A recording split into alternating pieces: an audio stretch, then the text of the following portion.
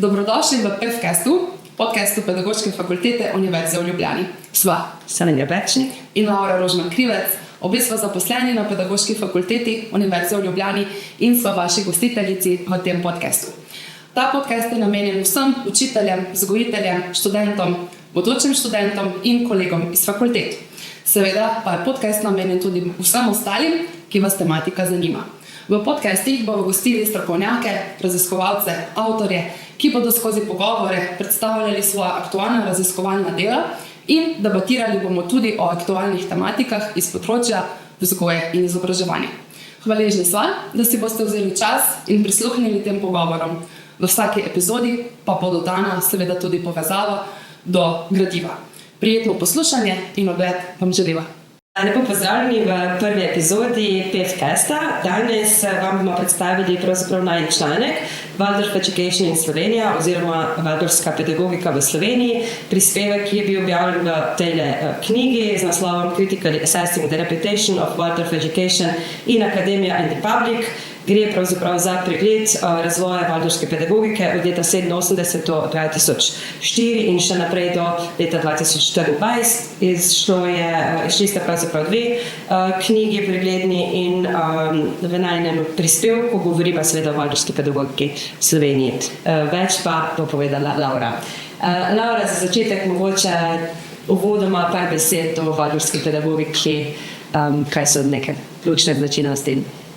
V bistvu ima waldorfska pedagogika svoje korenine z ustanoviteljem Rudolfom Steinerjem, ki je skupaj z lastnikom tovarne cigaret Waldorf Astoria ustanovil to šolo. Vse skupaj temelji pravzaprav na nekih političnih, verskih, socialnih in ekonomskih omejitvah, katerih so se želeli nekako osvoboditi oziroma rešiti, in temelji tudi na treh idejah francoske revolucije, torej svoboda, enakost in pa bratstvo.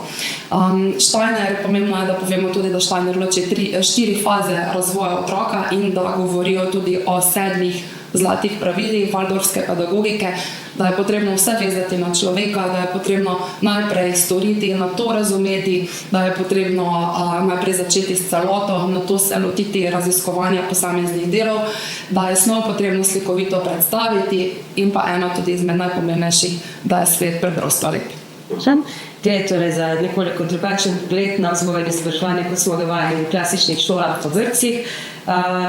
Lahko poveš, kdaj se je waldorfska pedagogika pojavila sploh v Sloveniji, pa kako se je to razvijalo nekje do danes? Waldorfska pedagogika se je pravzaprav začela zaradi želje po nekih spremembah, po nekih novih idejah, po nekih dodatnih možnostih izobraževanja. In zato je bilo leta 1989 ustanovljeno društvo Cortina, ki je nekako skrbelo za promocijo waldorfske pedagogike in njenih idej.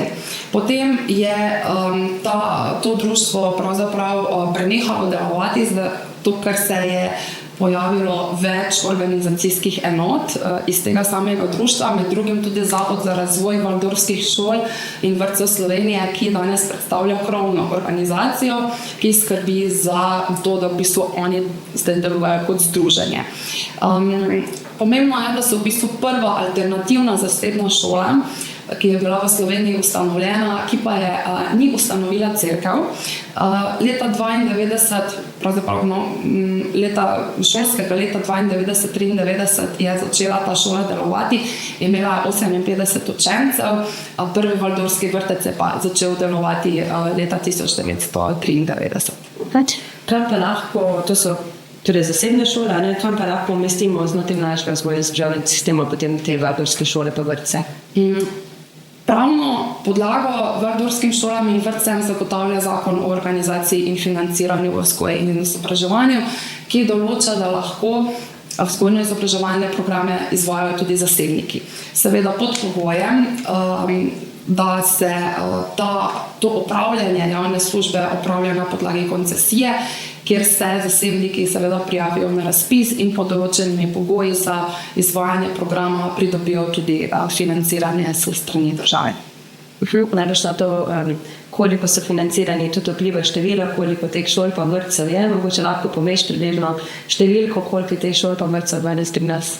Po zadnjih informacijah imamo 7 waldorfskih šol, 30 vrtcev, imamo pa tudi srednjo šolo in pa glasbeno šolo.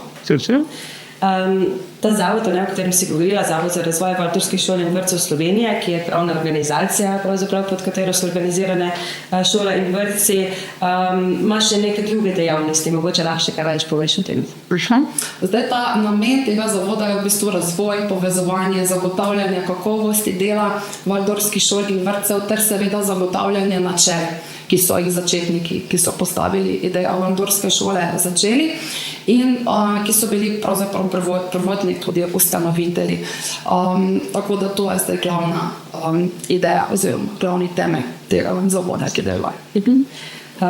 Ko prebiraš morda kakšne forume, bereš članke v waldorfski pedagogiki, dostikrat zaslediš bioprehrano, ekološko prehrano, včasih tudi morda malce zmotno vegetarijansko ali pa vegansko prehrano. Lahko mogoče poveš nam kaj o tej povezanosti koncepta pa bioprehrane. Povezani so zelo globoko z ideologijo ekologije človeštva, sožitja med naravo in človekom, zato zagovarjajo tudi ustrezno uporabo vode, zagotavljanje kvalitetne hrane, odnos do narave, način razmišljanja in seveda je zelo pomemben del tudi biološko predelana hrana. Ekološko, v bistvu biodinamično kmetijstvo zelo zagovarjajo in to izhaja tudi iz ideje te antropozofske medicine. Poznamo pri nas blagovno znamko oziroma tudi, bi lahko rekli tako, licenco, ki se podeli ustrezno pripravljeni hrani, ki se imenuje Demeter. In poleg tega, da zagotavljajo hrano za waldorfske vrtce in šole, skrbijo tudi za to, da lahko splošni uporabniki dostopajo do Demeter hrane in seveda za izobraževanje, ki so pa ključne za to, da se posamezniki potem odločijo za ta način prehranjevanja. Si že omenila antropozofijo, oziroma antropozofsko medicino. Antropozofija je nek temelj, ne mogoče lahko poveš kaj več o tem?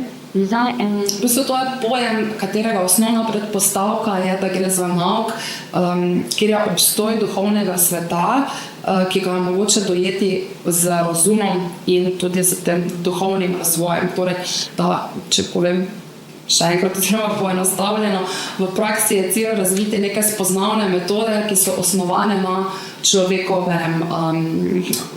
človekovi domišljiji, ustvarjanju, razmišljanju in tako dalje. In da v bistvu to potem lahko se izpostavi tudi nekemu razumskemu preverjanju. V waldorfskih šolah najmanj imajo tudi prepričanje, da je potrebno zagotavljati zdravstveno oskrbo z vidika te antropozofske ideje. Imajo tudi zdravnika, ki po teh načelih deluje, sicer ne v Sloveniji, ampak v naših sosednjih državah. In je mogoče tudi kupiti zdravila, ki so po teh načelih. Kar se pa tiče prehrane, pa naj omenim, kar se Slovenije tiče, zagovarjajo tudi, da se uvaja preprosta slovenska, lokalno pridelana hrana, v smislu, kot so jedi matevž, kisla repa in podobno, kar v bistvu izhaja iz našega lokalnega okolja. Zelo jasno je, da gre v bistvu za nek koncept, ki je precej celostna, ki nisem vezana zgolj izobraževanje, ki se deluje in medicino, spravi in prehrano. Tako da me zanima in o tem tudi pravzaprav govori ta prispevek, kakšen pa je dejansko v Sloveniji pogled javnosti, pravzaprav akademikov oziroma akademski stavi na ta področje. Moram reči, da ni enoten, da je zelo raznolik, kar pravzaprav velja, lahko rečemo, skoraj da vsa področja, s katerimi se v življenju nekako soočamo. Zdaj, ko smo raziskovali najprej to mnenje splošne javnosti, smo pogledali teme, o katerih so razpravljali posamezniki na forumih, blogih, raznih skupinah, tudi časopisne članke in tako dalje, in v raznih klepetalnicah. Zdaj, če preprosto povemo, nekaterim je waldorfska pedagogika blizu in je všeč, drugim spet ne, nekega tistega srednjega mnenja oziroma ne zasledimo tako pogosto. Večina meni, da se večina mnenj na spletu pa seveda izhaja iz izkušenj, ki jih imajo celo drugi, torej da je nekdo nekaj slišal o tem, se pa pojavljajo tudi posamezniki, ki imajo lastne izkušnje z tem izobraževanjem oziroma s tem načinom življenja. Všeč je posameznikom predvsem opremljenost učilnic, ki je zelo barvita, poudarek na ročni ustvarjalnosti, da na način, na kakšen se učijo v bistvu tudi črke, veliko je gibanja in da dajo veliko poudarka na predmetih, kot so učenje flavte, slikanje, euritmija in tako dalje. Pojavlja se pa sicer tudi nekaj negativnih komentarjev, ki gredo predvsem v smeri zaskrbljenosti glede dosežkov in pa tudi nepoznavanja pojma euritmija. Marsikdo to povezuje z verskim ritualom, kar pa ni to, v bistvu gre za razumevanje skladnosti gibanja in duhovnega razvoja oziroma splošnega razvoja posameznika in ritmu dajo v valdorfski pedagogiki še posebej veliko pozornost. Zasledi se tudi mnenje, da bi nekateri bolj otroke vpisali v valdorfski, bolj verjetno vpisali otroke v valdorfski vrtec, kot pa v valdorfsko šolo. Ni pa to neko splošno mnenje, samo nekaj primerov. Zdaj, kar se pa tiče akademske sfere, pa prav tako pogled ni enoten. Pravzaprav je zelo raznolik zaradi tega, ker teoretiki trdijo, da je veliko pogledov oziroma različnih predstavitev valdorfske pedagogike. Recimo ena je namenjena širši javnosti, torej vsem, ki bi se o tem karkoli pozanimali. Pri tej predstavitvi na prvo mesto postavljajo drugačnost te šole v primerjavi s drugimi javnimi šolami, razlike v učnih načrtih, organizaciji pouka in tako dalje. Potem drugo, dopolnjeno verzijo te predstavitve prejmejo recimo starši, ki pridejo na ogled šole in želijo otroke v to šolo vpisati, opisujejo ta srečanja kot precej očarljiva, kot polna nekih estetskih doživetij. Tretje razumevanje dobijo potem v bistvu